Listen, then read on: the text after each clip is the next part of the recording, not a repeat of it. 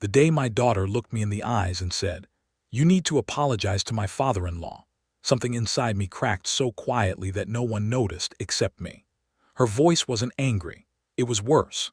It was cold, rehearsed, and certain, like a verdict already signed. I remember the exact way the room smelled of overcooked tea leaves, the ticking wall clock louder than my heartbeat, and the sudden realization that I had become a problem she wanted removed, not a father she wanted understood. Before this story goes any further, take a moment to support our channel. If you love deep, emotional stories filled with justice, silence, and powerful twists, subscribe to Silent Revenge Story, share this video with someone who loves meaningful storytelling, and press the bell icon so you never miss a new upload. I raised her with calloused hands and sleepless nights. I skipped meals so she could attend a better school. When her mother died, I learned how to braid hair with shaking fingers and how to cry silently in bathrooms so she wouldn't feel unsafe. I taught her to speak with dignity, to never bow her head to arrogance. And now she sat across from me, defending a man who had humiliated me in public, a man who laughed when I tried to explain myself, a man who called me uneducated at his own dinner table while guests smiled awkwardly and pretended not to hear. That night replayed in my mind like a punishment. Her father-in-law had questioned my worth openly, my income, my clothes, my background. When I stayed quiet, he grew bolder. When I stood up to leave, he mocked my silence. And my daughter, she smiled nervously and said nothing. Silence can hurt, but selective silence cuts deeper. Days later, she came to my house, not to ask how I was, not to ask why I left that dinner early with shaking hands, but with a demand. "Just apologize," she said, "for my marriage, for peace. You embarrassed him by leaving." Her words reduced my lifetime into a single inconvenience. Pain isn't always loud. Sometimes it's sitting on your own bed, staring at peeling paint, wondering when respect became optional for people like you. Sometimes it's realizing your sacrifices have an expiration date. I felt small, not because of what he said, but because my own daughter agreed without saying it out loud. I tried to explain. I told her how he spoke to me, how everyone heard it, how my silence was the only dignity I had left. She sighed, checked her phone, and said, "You're making it about yourself." That sentence hurt more than the insult ever could. Parents expect betrayal from the world, not from the child they built their world around. That night I didn't sleep. I remembered carrying her on my shoulders during power outages, promising her the world would always be fair if she stayed honest. I wondered if I had lied. I wondered if being poor had finally erased my right to self-respect. The shame wasn't public anymore. It lived inside me. When I refused to apologize, the punishment began quietly. Calls stopped. Messages went unanswered. Relatives hinted that I was difficult. I heard whispers that I was ruining her married life. I became the villain in a story I didn't get to tell. Pain multiplied when isolation joined it. Silence from your own child is not silence. It's noise that never stops. Every morning I woke up hoping she would understand. Every night I accepted that she wouldn't. I had lost more than respect. I had lost my place. And yet deep inside that pain, something unfamiliar was forming. Not anger, not revenge, but a heavy, steady resolve. I didn't know it then, but the humiliation meant to break me was quietly teaching me how to stand without begging. The real humiliation didn't come from what he said that night. It came from how quickly everyone decided he was right. Within days, the story had traveled faster than truth ever could. At the mosque, men who once greeted me warmly now nodded with careful distance. At the local store, conversations stopped when I walked in. Someone had rewritten my silence as arrogance, my dignity as stubborn pride. I didn't defend myself. Explaining yourself to people who enjoy misunderstanding you only gives them more lines to quote. The worst day came when I was invited, no, summoned to a family gathering. I knew I shouldn't go. My chest felt tight even before I left the house, but refusing would have added another label to my name.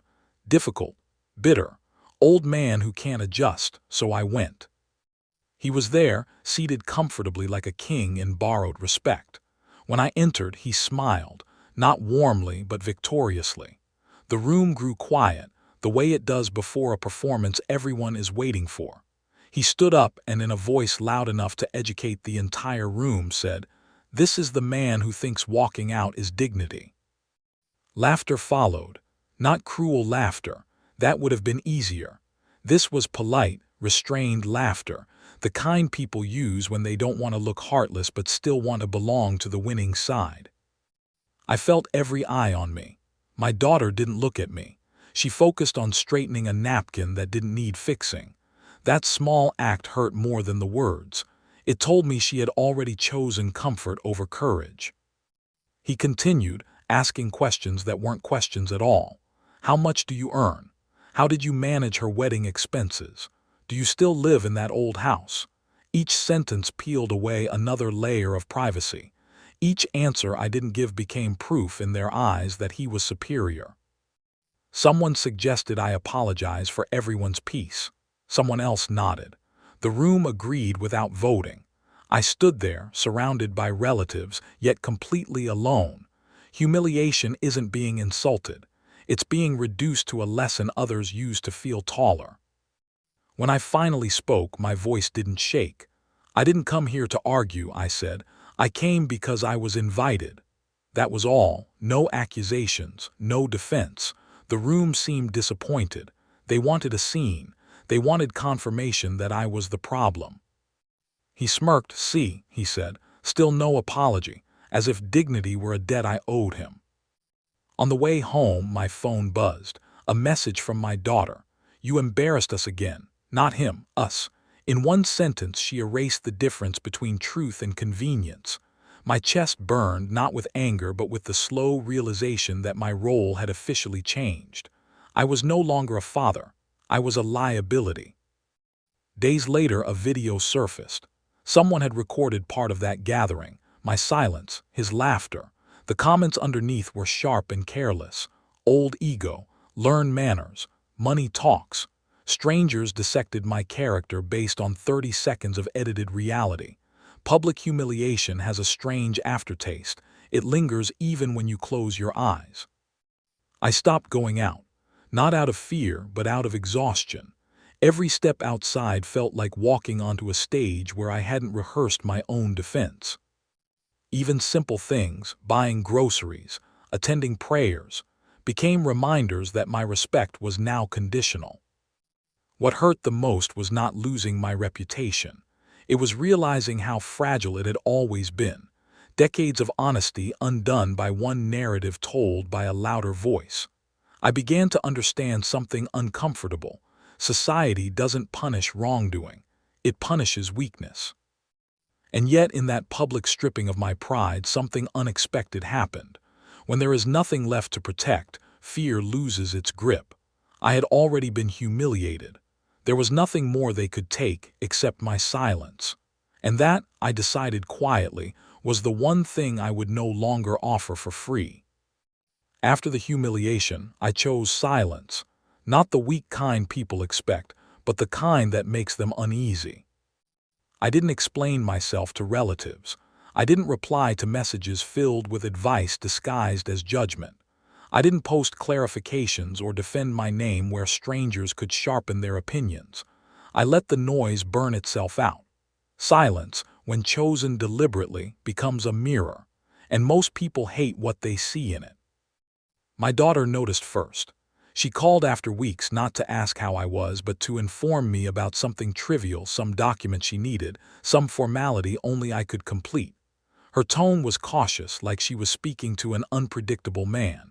I answered calmly, gave her what she needed, and ended the call without emotion. No lecture, no reminder of pain, just quiet cooperation. That confused her. People expect resistance from the wounded. They prepare arguments for anger, but silence leaves them without a script. It denies them closure. It forces them to sit with their own version of events and wonder why it suddenly feels incomplete. At gatherings I stopped attending, not dramatically, I simply declined. "I won't be able to come," I'd say. No reasons, No excuses. The same people who once demanded apologies now whispered about my absence. Silence creates curiosity, and curiosity breeds discomfort. Her father-in-law tried once more. He sent a message through a relative, something casual, something fake polite. Let bygones be bygones. Elders should set examples. I read it and didn't reply. That silence irritated him more than any insult ever could. Men like him thrive on reactions. Deny them that and they begin to unravel. Meanwhile, my life grew smaller and stronger. I returned to routines I had abandoned while trying to keep peace for others. Morning walks, old friends who never asked questions, only shared tea. Work done quietly, without announcement. When you stop performing for approval, you rediscover who you were before applause mattered. Weeks passed, my daughter called again. This time her voice carried frustration. "Why are you being like this?" she asked. "Like what?" Calm, distant, unavailable for emotional blackmail. I told her I was fine, truly fine, and for the first time I meant it. Silence changed how people spoke about me. Without new material, rumors grew tired. Without my defense, accusations sounded hollow. Some even began to wonder if they had misjudged me. Silence doesn't correct lies, it exposes how weak they are without constant feeding. I noticed something else too. The more silent I became, the more frantic others grew. Invitations returned, softer now. Messages included concern. "We haven't seen you in a while. Hope everything is okay." Concern often arrives only after control slips away. One evening I saw my daughter at a distance, at a family function I hadn't attended. She looked thinner, tired. She laughed when required, but her eyes kept searching the room as if expecting someone who wasn't there. For the first time, my absence spoke louder than my presence ever had. Silence is misunderstood. People think it means you've given up. In truth, it often means you've stopped begging to be understood. I wasn't punishing anyone. I was protecting something fragile that had survived humiliation, my self-respect. When you stop chasing validation, power begins to shift quietly. No announcements, no confrontations, just a subtle rebalancing that others feel but can't name. I didn't yet know how far that shift would go. I only knew this. I was no longer available for public lessons, forced apologies, or conditional love. And somewhere in that quiet, I felt something return. Something I hadn't felt since before the demand, before the laughter, before the shame. Peace. Power doesn't always announce itself. Sometimes it arrives so softly that only those who are about to lose it can feel the change. I noticed it first in small things.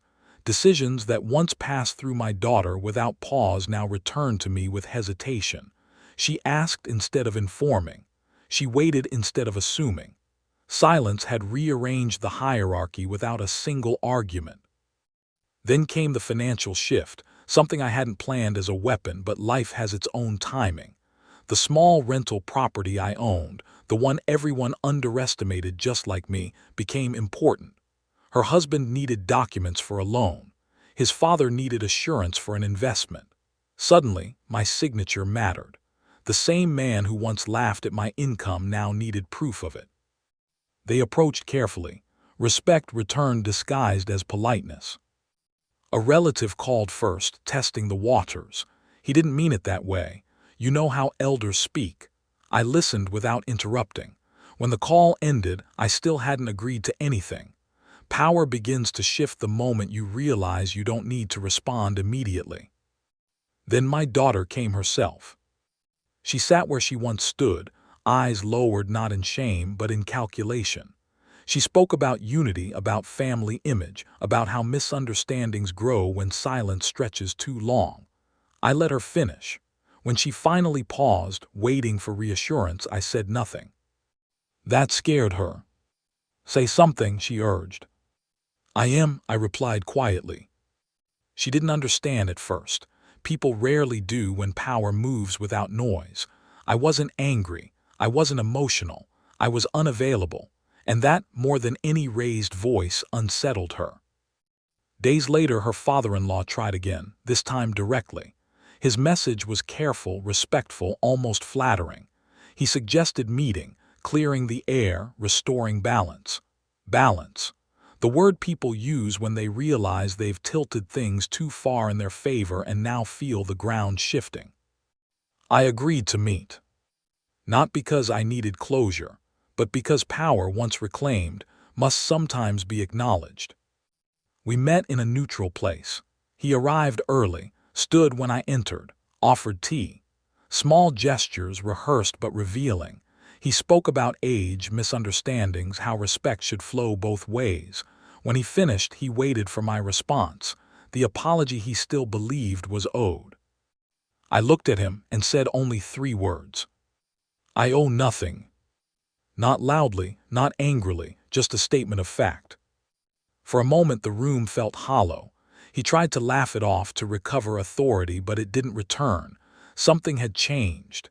He was no longer speaking down to me. He was negotiating. Power shift doesn't happen when the weak become loud. It happens when they stop asking permission to exist with dignity. After that meeting, everything adjusted. Invitations came with flexibility. Conversations softened. Decisions included me without demand. My daughter noticed. She didn't like it, but she couldn't deny it. The family dynamic had rewritten itself around a silence that refused to bend. I didn't enjoy this shift. That's the difference between revenge and justice. I didn't seek their discomfort, but I no longer protected them from it either. Then cracks began to appear on their side. Financial stress, internal disagreements. The man who once controlled the narrative now struggled to control his own household. And quietly, without celebration, I watched as the power they thought permanent revealed its fragility. I hadn't taken anything from them. I had simply taken myself back. And sometimes, that's enough to make the entire structure tremble. Weeks passed, long enough for confidence to turn into carelessness on their side. The shock didn't arrive with shouting or threats. It arrived with paperwork. One afternoon, I received a notice from the bank, routine, formal, unemotional. A verification request tied to the property documents I owned. The same documents they had needed for their loan. I read it twice, then placed it neatly on the table. I didn't call anyone. I didn't warn anyone. I simply responded with facts, accurate, complete, and devastating. You see, silence doesn't forget, it observes. In their rush to prove superiority, corners had been cut. Verbal assurances had replaced written permissions. Assumptions had replaced consent. My name had been used where my approval had not been given. Not out of malice, perhaps, but entitlement has a way of blurring ethics. I did nothing extraordinary. I didn't accuse. I didn't complain. I simply clarified my position to the bank. I was not a guarantor. I had not authorized usage beyond what was written. I requested correction. That was all. Within days, the house they boasted about, half-built, over-leveraged, became a liability. The loan stalled. Payments tightened. Pressure mounted. Respect, once rehearsed, turned urgent. That's when my phone rang at an hour she never called. My daughter. Her voice was different this time. Not firm. Not instructional, fractured. She didn't demand. She pleaded. She spoke quickly, stumbling over explanations, blaming circumstances, blaming stress, blaming everyone but the one person she had once blamed easily, me. Please, she said, just talk to him, just say you're okay with it, everything is stuck. I listened, fully, quietly. When she finished, there was a pause heavy enough to carry memory, the dinner table, the laughter, the message that said you embarrassed us again. I'm okay, I said. That's not what I meant, she replied, panic rising. We need you. Weeks ago she had needed my apology. Now she needed my permission. Shock is realizing how quickly power exposes truth. Her father-in-law, the man who taught lessons publicly, now hid behind intermediaries. Relatives called again, this time without advice. Their tone was careful, respectful, afraid of saying the wrong thing. They asked what could be done. I told them the truth. Nothing, I said. Everything is as it should be. My daughter came to see me the next day. No announcement, no entourage. She stood at the door like a visitor unsure of welcome. When I opened it, she broke. She cried the way children do when they finally understand consequences. Not loudly, desperately. She apologized, not for demanding I apologize, but for underestimating me, for believing silence meant weakness, for choosing convenience over character. I didn't think it would go this far, she whispered. It already had, I replied.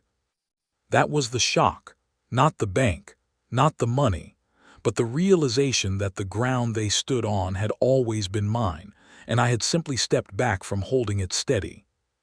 I didn't raise my voice, I didn't threaten, I didn't ask for anything.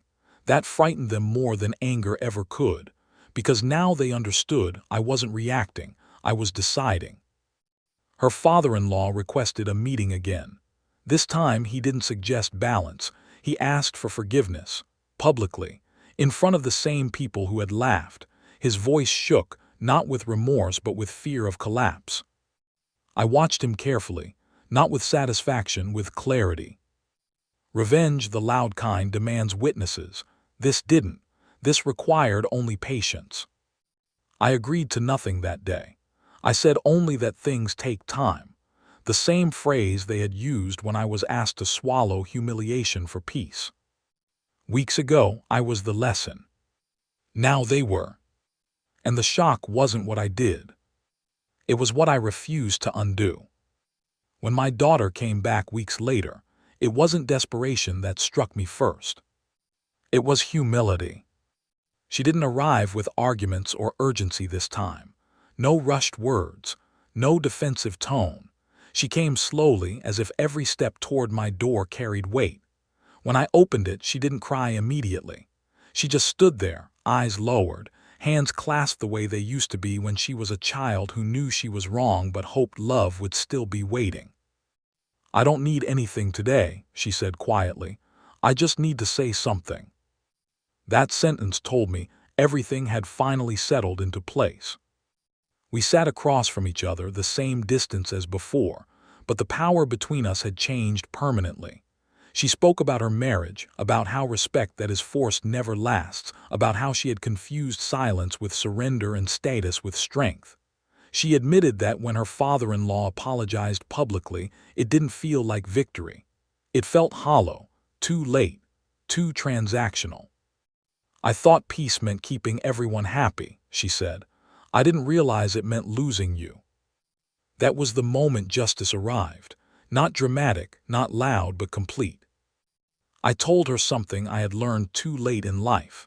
Dignity that depends on approval is not dignity at all. I told her that family isn't measured by how quickly you take sides, but by how bravely you stand when it's uncomfortable.